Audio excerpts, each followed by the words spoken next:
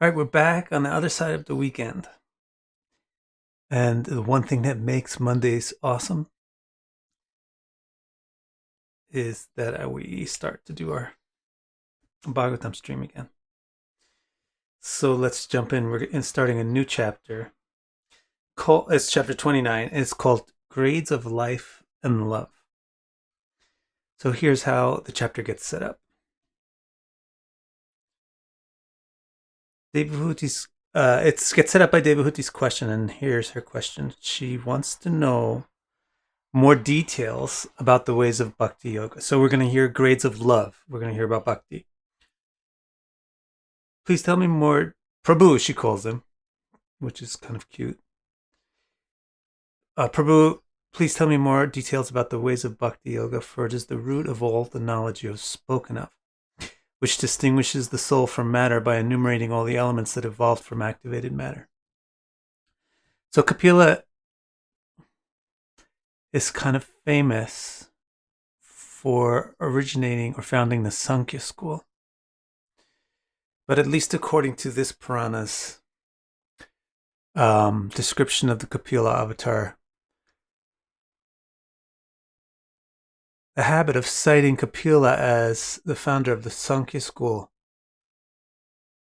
kind of misses the most essential point of Kapila's avatar. Devahuti, Kapila's mother, says, tell me about bhakti yoga, because bhakti is the root of Sankhya. Sankhya yoga is the ability to distinguish 1 from 2 and 2 from 3, etc. So Sankhya literally means to be able to count or distinguish. So to distinguish all the elements and be able to tell the difference between one element of reality and the other. So that is enumerating all the elements that evolve from activated matter.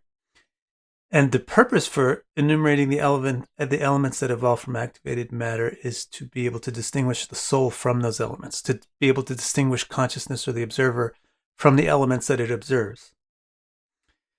And so the basic kernel of what Kapila does is he explains how to empirical science, how to enumerate the components of experienceable reality. The purpose of it is to be able to distinguish the observer from the observed. But the root of the ability to distinguish the observer from the observed is bhakti, which is love. If the love is flowing towards the observed, then it won't be able to distinguish the observer from the observed. But if the love is flowing to the observer, then it will be able to distinguish the observer from the observed. So she wants to know more about bhakti yoga because it's so important to being able to make use of Sankhya. So that's her first question. Please tell me more details about the ways. Hetalji. Please tell me more details about the ways of bhakti yoga, for it is the root of all the knowledge that you have spoken of, which distinguishes the soul from matter by enumerating all the elements that evolve from activated matter. Now, next question. My all-attractive son, please describe the entanglement of the jiva, which is my own entanglement as well, so that I can completely detach my true self from all of it.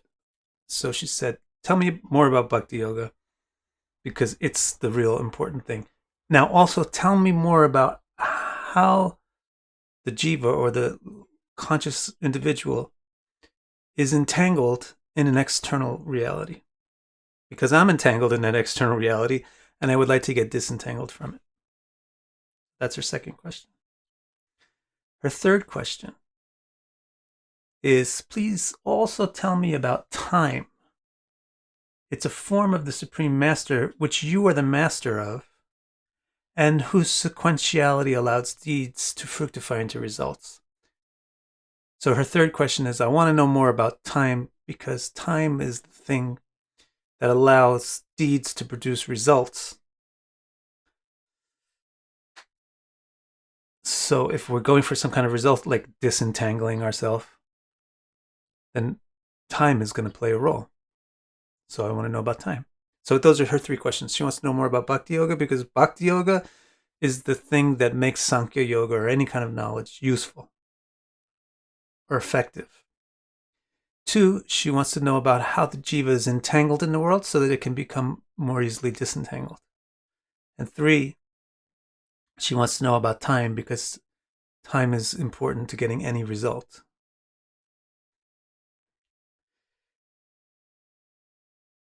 Now, I think those are all of her questions. But now she's just going to gush a little bit. Her eyes flooded with tears of gratitude, and her voice was heavy and choked with emotion as she praised her divine son. The world is intoxicated with falsehoods. We've passed out with our eyes closed and lie unconscious for a very long time, exposed and homeless. When we finally wake up, our thoughts rush only to their exhausting addictions to selfish work. But my son, you are like the rising sun. So she's saying is we work. So we're so entangled, the jiva is so entangled in the external reality that it works, so grinding itself into the ground, trying to get the joy that it knows it needs from an external reality, that it becomes so exhausted that it just passes out face down, exposed to the elements. Then as soon as it wakes up again, it immediately goes back to the same pursuit because it doesn't know anything else. And so she says, you're like the rising sun that can change this situation. His mother's gentle, heartfelt words moved him with loving compassion. After returning her affections and appreciations, the great scholar began to answer her questions. So he's going to answer the questions pretty much in order. Let me just double check that. Yep, he's going to answer the questions pretty much in order. And he's going to, we'll do the system where he gives a basic answer first, and then he's going to go back and elaborate on some of the things after he completes the basic answer. So the first question was about bhakti, right? So first he's going to answer on that topic. Respected lady, he said, the ways of bhakti yoga are many because there are many types of people who practice it. We can categorize the ways of bhakti yoga according to the natural quality of the practitioner. So that he says there's many different ways of doing bhakti yoga because there's many different kinds of people. You can group it, all these many different ways, you can group them into categories based on the category of the person practicing the yoga. Now he's going to explain what those basic categories are. Natural quality, that's your prakriti. So he says, some people come towards bhakti from the quality of tamas or darkness. Others come from the quality of rajas, passion, and others from the quality of sattva, clarity. So he's saying there's basically 3 approaches to bhakti yoga, the yoga of love. There's basically 3 types. Depending on whether or not the practitioner is coming towards it from tamaguna, rajaguna, or sattva-guna. Now he's going to explain the characteristic of each one. He says the dark path towards bhakti, that's the tamaguna bhakti. The dark path towards bhakti is tread by those who turn their emotions towards me in an effort to gratify their anger, hatred, conceit, and violence, all of which result from their separatist vision of life. You're going to hear this word now for the rest of the 3rd canto, separatist. It's pritak in Sanskrit. Pritak bhav or pritak drishti. Kapila is going to harp on this word constantly. I mean, maybe not constantly, but a lot. You're going to hear this. This becomes now the new big theme in Kapila's teaching. Separatism as the hallmark of ignorance. So what he says is some people turn to bhakti yoga out of anger or hatred. They want to gratify their conceit, or they want to become powerful so they can become better at violence. So they seek God, who's the most powerful. You know, Mars, god of war. God has this quality of being very strong. So people turn to God to get the strength that they want, to crush people, or because they're angry. So that's one way. That's one type of bhakti, is a bhakti that's motivated by ignorance, motivated by tamaguna, it's motivated by anger, etc. Then there's another type. The next type is Rajaguna type. It's called the passionate path. The passionate, ambitious path. The ambitious path towards bhakti is tread by those who worship me in an effort to gain more power and wealth, also a result of maintaining a separatist mood. So why is he going to harp on separatism so much? Because bhakti means to share. Mitri or maitri means to be one. These are words for love. In Sanskrit, the concept of love is unifying. And the concept of hate is divisive. So separatism is actually the antithesis of love. But there are some people who partake in the activities of love, even though their fundamental mentality is not loving. Their fundamental mentality is still divisive. So he's explaining these categories or approaches to love and bhakti first. So the first path is people that hate other people. You would not hate somebody if you don't have a separatist vision. Because everybody loves or wants to love themselves. So the only way that you can hate or want to hate somebody else is if you have a separatist paradigm. That other person is not me. They have nothing to do with me. So some people come to the ways of love, they emulate or utilize the ways of love out of hatred. Some people do it out of ambition. A classic, like a gold digger type. Now, the third type is the clear path. It's the sattvic path. The clear path towards bhakti is tread by those who worship the Supreme to become liberated from karma. Now, Kapila is going to drop this thing. He says they too maintain a separatist mood. Even the Sattvaguna bhakti has a pritak bhav, it has a separatist mood. Why? Because they're endeavoring for their benefit, for their own benefit. So they think that their own benefit is more important. But of course, of the three, the sattva bhakti is a higher quality than the rajas bhakti, and the rajas bhakti is a higher quality than the tamas bhakti. But what Kapila has basically said, which is a little surprising, is that all three of them are tainted, right? Impure. They're all actually not motivated by love. They're emulations of love, but their motivation is separatist. They still have a non-loving attitude. So now he's going to introduce a fourth category of bhakti, which he's going to call shuddha, or clear. There's tamasic bhakti, rajasic bhakti, sattvic bhakti, and shuddha bhakti. Shuddha bhakti is better than sattvika bhakti. Shuddha bhakti is pure love. Sattvika bhakti is clear love. Clear love means you're doing it because you know it's the best thing for you. But it's not pure love because the you part is still the most important part. Shuddha bhakti is now going to be described by Sri Kapila Ji. So he says the pure path towards bhakti is tread by those whose minds constantly flow towards me, like the water of the Ganga flowing towards the sea.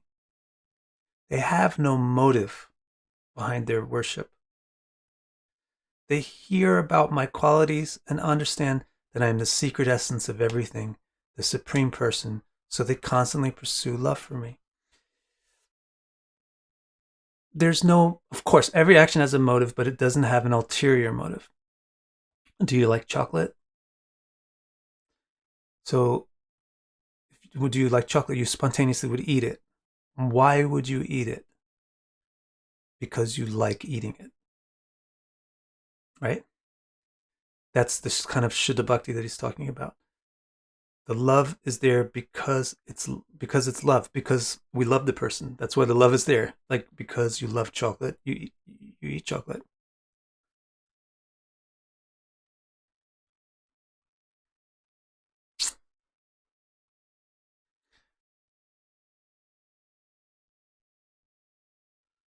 V. Vardhan is doing some interesting word jugglery here, saying that love implies that there is something other than love.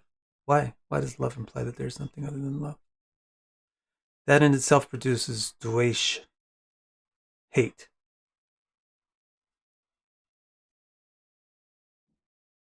And then that is the duality. I don't know. Why does love imply that there's something other than love? These people who are in Shuddha love, they don't have anything other than love.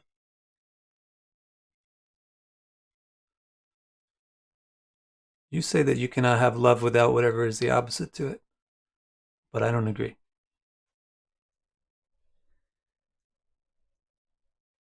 Why can I not have love without hate? It's like you telling me that I can't have light without darkness. No, I can have light without darkness. There's light right there. It's not producing darkness. It's clearing away the darkness. So then you're telling me that I can't differentiate light from darkness unless there's darkness? No, light is self-revealing. Light is light. Darkness is the absence of light.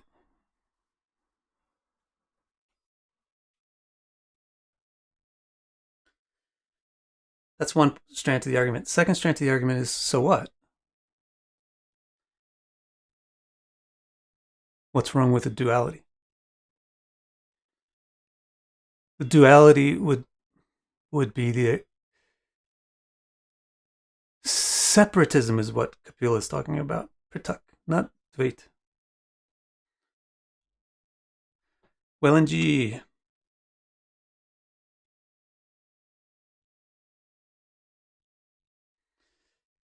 Bardo says, thank you, Vardan. So Bardo says they say that of all three, well, and it's good to see you. I hope everything's good with you. Christopher Burns asks, hate is tamasic love? No, hate is hate, but hatred towards others can make you seek love towards something. This is called tamasic bhakti. So, for example, let's say I hate Susie, and then there's this girl named Sally. Now, I'm going to love Sally because Sally will crush Susie. And Sally will make Susie feel miserable. So I'm going to give all my support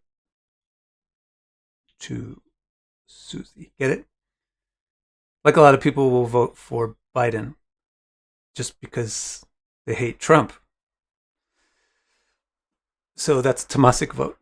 I mean, fine, do that. I'm not criticizing that. I'm just saying it's an example where your love for something is motivated by your hatred to something else. That's tamasic bhakti. Rajasic bhakti is where your love for something is motivated by what it can give you. Sattvic bhakti is when your love is motivated by what it will free you from. Shuddha bhakti or pure bhakti, pure love, is when your love is not motivated by anything except love, like your interest in eating chocolate.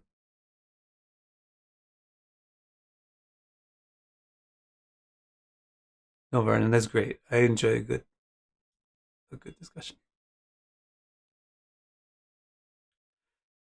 Now, let's hear more about this. The path towards pure bhakti is tread by those whose minds constantly flow towards me like the water of the Ganga flowing to the sea. So it's a natural condition. Just like when you want to eat chocolate, your mind goes to it naturally. They have no motive behind their worship. They hear about my qualities and understand that I am the secret essence of everything, the Supreme Person, so they constantly pursue. They have no separatist. They understand that the secret essence of everything is Bhagavan, so they see everything in connection to Bhagavan. They don't see any separatist vision. They do not desire anything separate from my service. Here comes some interesting points about Shuddha Bhakti. The Shuddha Bhakta doesn't need or want anything. And you're going to see examples of that, like exalted examples of that in the Bhagavatam's in the Bhagavatam's description of these bhaktas, like in the Isha Anukata sections where they talk about the devotees. So they say, Kapila is now saying that the Shuddha Bhakta, the real lover of Bhagavan, doesn't desire anything except to love me. Not even when I offer them things. They won't even accept any form of liberation. And then he's going to specify the forms of liberation. So this may be new to many of you. There's 5 types of liberation. You probably are only familiar with 1 or maybe 2. The first type is called Sayujya Mukti. Sayujya Mukti. Sayujya Mukti is where it's a complete union with the liberated substance. So in other words, it would be a complete union with Brahman. Complete union meaning there's absolutely no differentiation whatsoever between the liberated entity and the thing that it's liberated into. So it no longer exists as a unique identifiable entity. That's called Suyuja Mukti. That's the basic run-of-the-mill kind of liberation that most people in New Agey kind of spiritual circles think of. You become one or nothing or whatever. That's Suyuja Mukti, the most basic kind of mukti. Then building on that, there's the ability to become one with the object of perfection without destruction of the individuality. So building upon that liberation is the second type, which is to have Sarupya Mukti. Sarupya Mukti means you don't lose your distinctive form, but your distinctive form becomes indifferentiable from Paramatma or Bhagavan. So beings that have this mukti, they appear exactly as Vishnu and Narayan do. Then there's what is this? Then there's equal respect. I think that's samipya. I've maybe a little bit rusty on some of these terms. And then there's equal opulence, sarshti, I think. And then there's equal power. Those are the 5 muktis. He says the people that really love me, they don't take any of these muktis. They're not interested in any of these muktis. All they want is to please me. They actually get all 5 of the muktis. But their interest is not in the muktis. They just use the mukti in their love. So for example, if you want to love Bhagavan, but you have a crappy body, it's not so good. So take Sarupya Mukti. Now you have a body that's equally good as Bhagavan's. Now you can play and interact. You wanna make Bhagavan happy, but you have no power. That's no good. So take Sarshti Mukti. That's why they take these muktis. Now Bhagavan says, Bhagavan Kapila says, this is truly the ultimate form of bhakti. It carries you across the 3 material attributes and grants you a loving relationship with me. So he says, okay, there's 4 categories of bhakti. There's a bhakti which is driven by tamaguna, a bhakti driven by rajaguna, a bhakti driven by sattvaguna, and then a pure bhakti. That's his basic answer there to the greats. He's going to elaborate on this more later. Now let's see. That's funny, Abhishek. Now let's see. Devahuti has a question. Oh my goodness. It's too interesting. Yeah, I think we'll do one more section. Monday we need a little bit extra time to do this. Let's see how it goes. Devahuti asks, you've explained the different motivations towards bhakti, but now please explain the different paths or the different stages on the path of like how we actually do bhakti yoga. Kapil says, first of all, you have to try to purify yourself. Devahuti says, how do you do that? Kapila says, focus on your duties and responsibilities and execute them without claiming rights to enjoy the results. So this is not literally a part of the Bhakti Yoga itself, but it's a yama and niyam for Bhakti Yoga.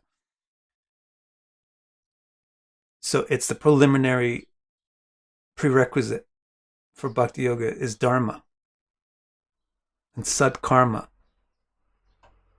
to carry out your duties and responsibilities without desire to get the results, just for the sake of purifying yourself. So that's a practical heads up for everybody out there, or people you might know who want to take to Bhakti Yoga and therefore leave their whole life behind and jump right into it. And then wonder why 2 months later, 2 years later, 20 years later, it didn't work out. Well, now you don't have to wonder why anymore. Now, Devahuti asks, I have endless duties. You told me to focus on my duties. I have endless duties, so which one should I focus on? Kapila explains, focus on those that are auspicious and glorious because they can be made compatible with your eternal natural duty of bhakti. Execute them in a manner that doesn't cause too much harm to anyone or anything else. So he gives 2 stipulations on how you should do your duties. You should do the duties which are not antithetical to bhakti. So you shouldn't do duties which are harmful and hateful to people. You should do duties that bring goodness to the world. Or at least you should find a way to do your duty that the result of it, or at least most of the result of it, does something good for others. That's his first stipulation. And secondly, while doing so, you should try to do it also in the least harmful way possible.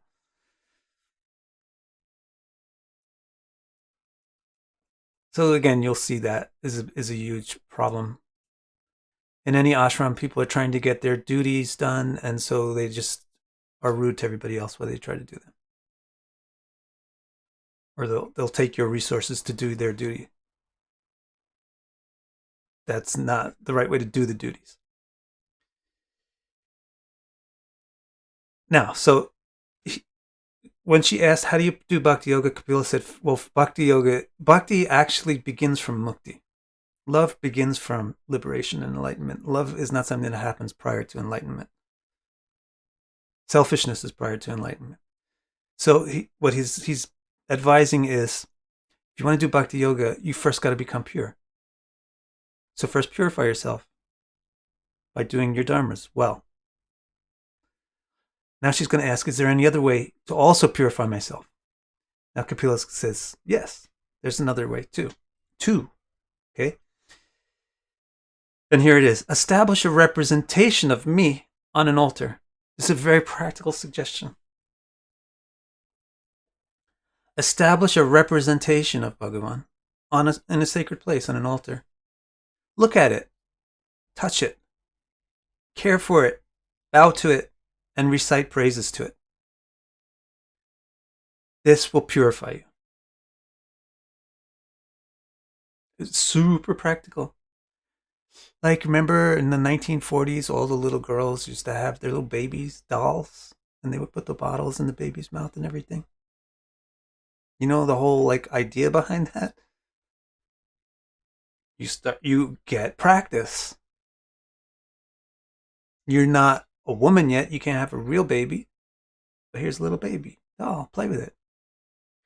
Same thing with Bhagavan. You're not able to directly interact with Bhagavan yet because you're full of separatist vision. But here's a little doll. Practice with it. Make an image of Bhagavan. And treat it like Bhagavan. Recite praises to it or pray to it. Bow to it respectfully. Touch it, care for it, look at it. That will purify you. Then he says, but Kapila is actually very heavy on this point too, and it's kind of rare that he's recommending this murti. It's important that he's recommending this murti, but his personality is quite heavy on people that use this practice wrongly. So like you'll get a hint of it right here where he says, but don't limit your awareness of me to this deity. I'm not just on your altar. Treat everyone and everything the same way you treat my deity, knowing that I am impartially situated in the essence of all beings. So he says, this is good practice for the beginner. Make a representation of me. Make a statue, put a picture of me somewhere, and then practice interacting with me as if that was truly me. But don't just focus on that. Remember that I am the essence of everyone, so treat everyone like a deity. Treat everyone respectfully, bow to everyone, look at everyone, be careful to everybody, praise everybody, etc. Treat everybody like that. Treat everybody as a deity.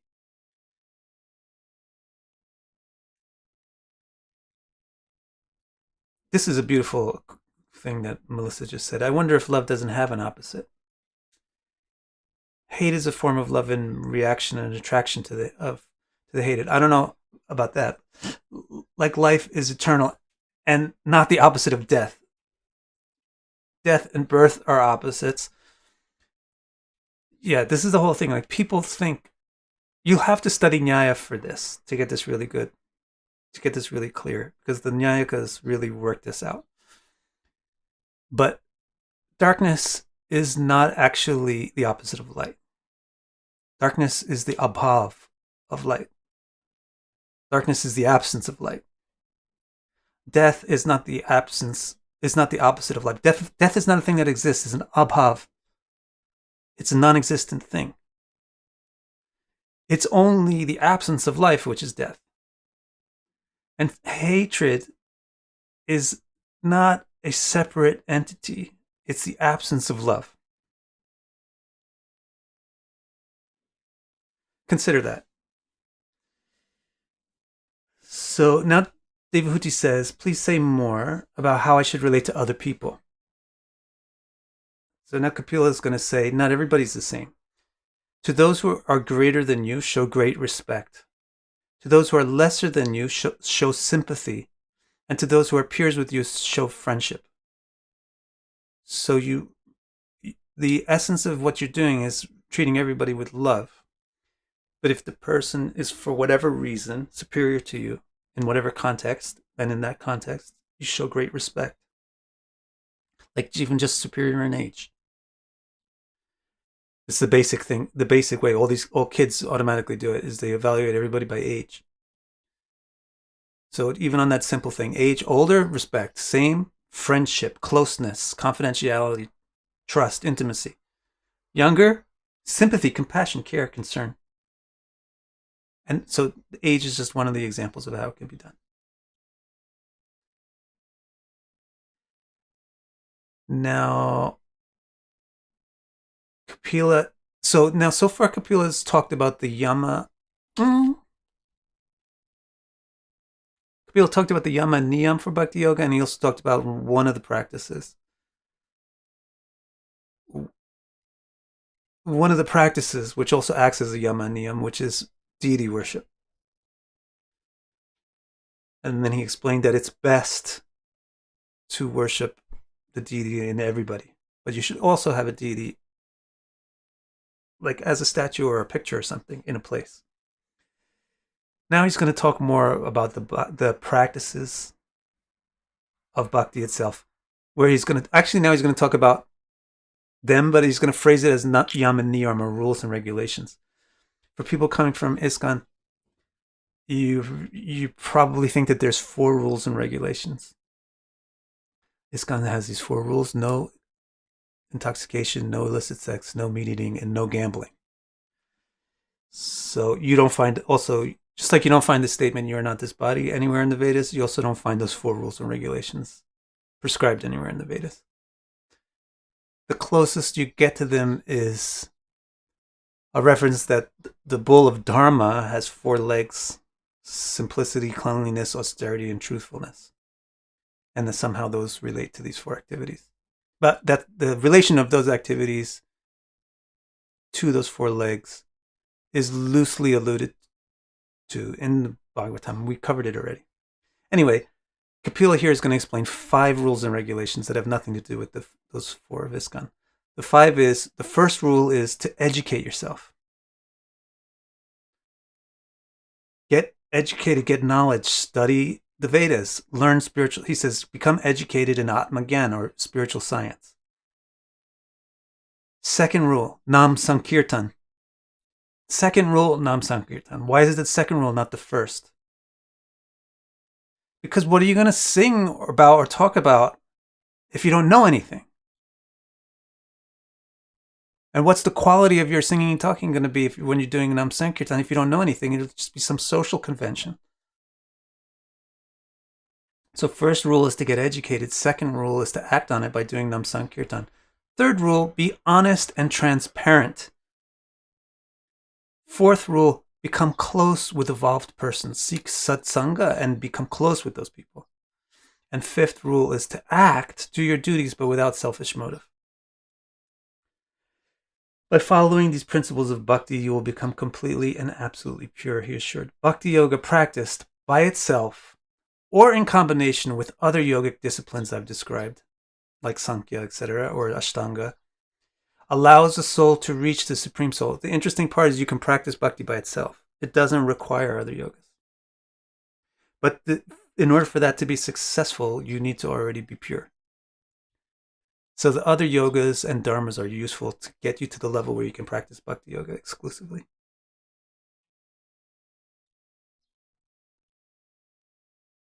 Yes, Christopher. Greedy Rick has an interesting question. Do you find it difficult to be friends with people that are not spiritually inclined? No. I think you have a separatist vision if you think that some people are not spiritually inclined. Or you don't really understand spiritual inclination. Everybody is the same. Everybody wants to be happy. Not everybody knows what makes them happy, but it doesn't mean that they have a different motivation than anybody else.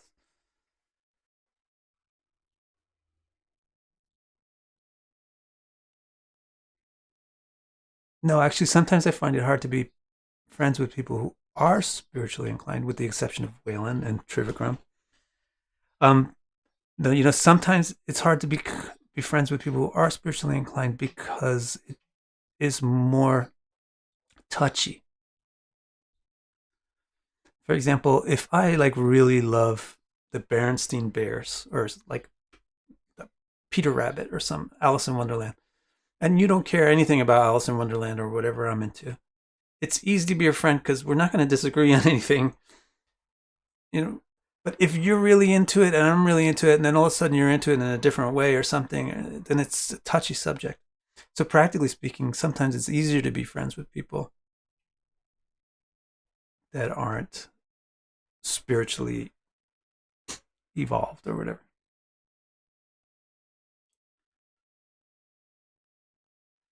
Spiritual says, what are the other yogas or dharmas that we might want to follow to purify? So Kapila just explains you should do your duties, whatever they are for you in your context. If you're a husband, then you have those duties. If you're a wife, then you have those duties. Father, mother, student, child, whatever, depending on what you are.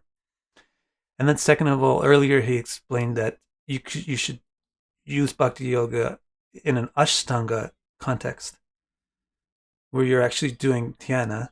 So you can do the pranayama and the asana to focus your mind on a form of Bhagavan. It's another way of doing yoga to support bhakti.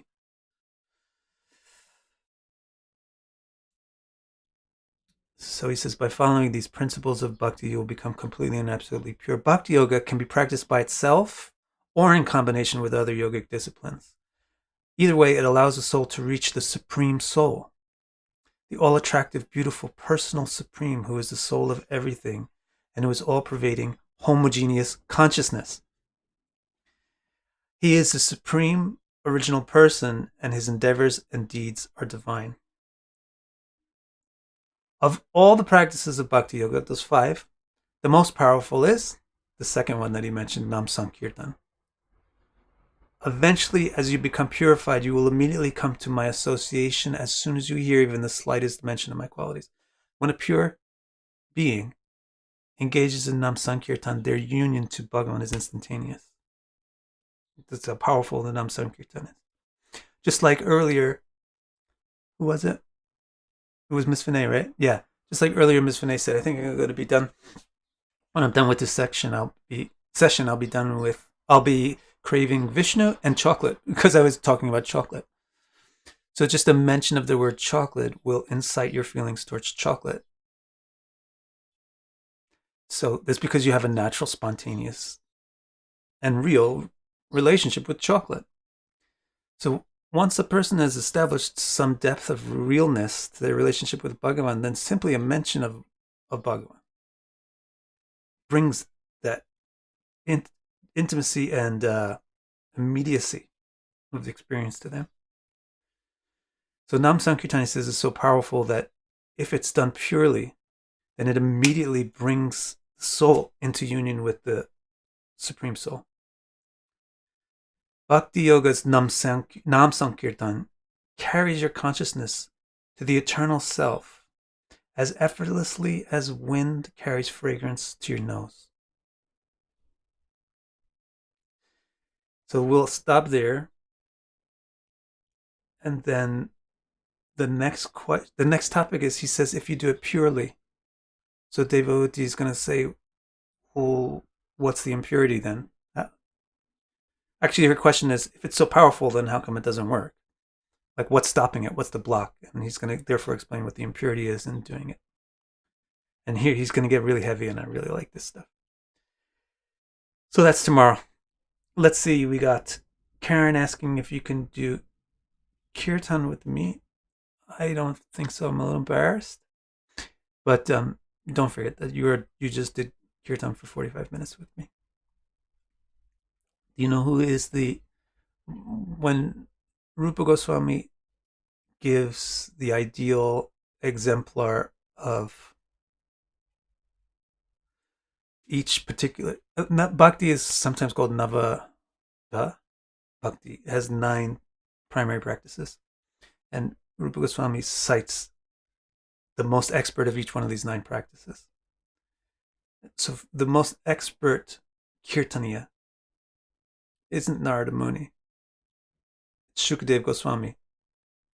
Shukadev isn't a musician. He's a speaker. He's a narrator. Kirtan, the modern world has presented a misconception that kirtan is only music. Kirtan means to celebrate. Music is great for celebration, but it's not the only way that kirtan is done.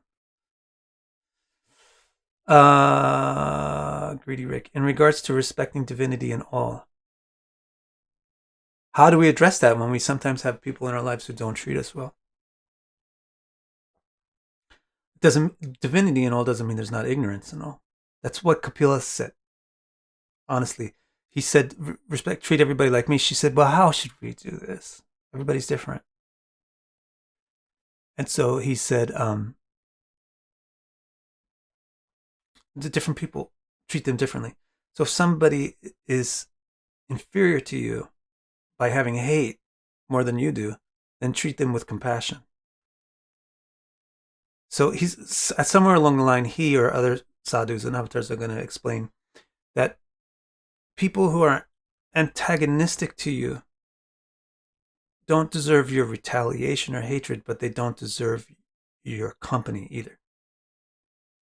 And that it's not even beneficial for them for you to give your company to them because they're engaging in negative activity towards you. So you would benefit them by making it more difficult for them to engage in that negative activity by getting them out of your life. So the people that are hateful towards us, we show them respect by distancing ourselves from them. And it's disrespectful to put ourselves in their face all the time.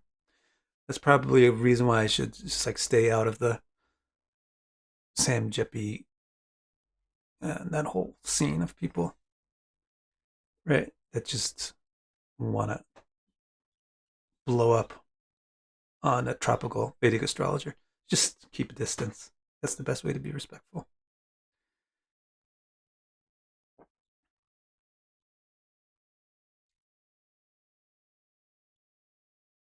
Thank you. A lot of thank yous. You're all welcome. Miss Vinay, are there guidelines about the creation of our Vishnu figure, or can we get creative as long as we do it in the spirit of the Bhagavatam? Yeah, you can be creative. Just, I mean, did you previous chapter, Kapila explained in pretty good detail the appearance of Bhagavan. So you should model it on that.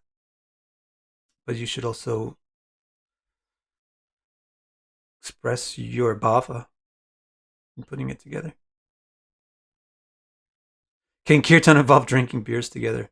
Actually, there's not really a reason why not.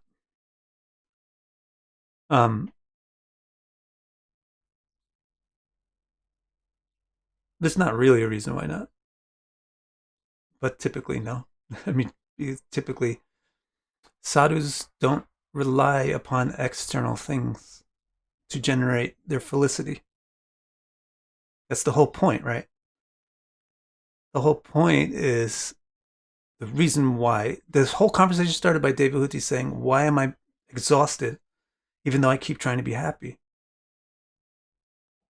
And Kapila says it's because you're trying to get your happiness from external things. So typically, there's no necessity for beer in a party held by sadhus. But that doesn't mean that it's antithetical or something. It just means like it's ancillary or like tangential. And actually, since it does have a negative effect on the body, it has a draining effect on the body, then why bother? It's actually kind of negative.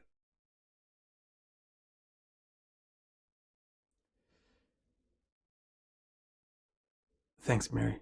Anil says, what is the right thing to do when you're friends in compassion with someone that sometimes do not have regards to other people? Don't discuss it. The best way to help people is to not to try to help them. Honestly speaking, no matter what it is. The best way to try to help people is to help yourself. When you try to help people, people get really insulted. And when you try to help people, people recoil. But when you try to help yourself, people look at you like, wow, that works. And then they learn. So stop caring about whether somebody else is spiritual or not, or hateful or not, or whatever. Just work on yourself. That will solve all the problems for everybody. Okay, my friends, that's all for today. I'll see you tomorrow. Let's all get together again tomorrow. Because tomorrow's going to be really cool. Kapila's going to get a little bit fiery tomorrow. See you then. Hey, April.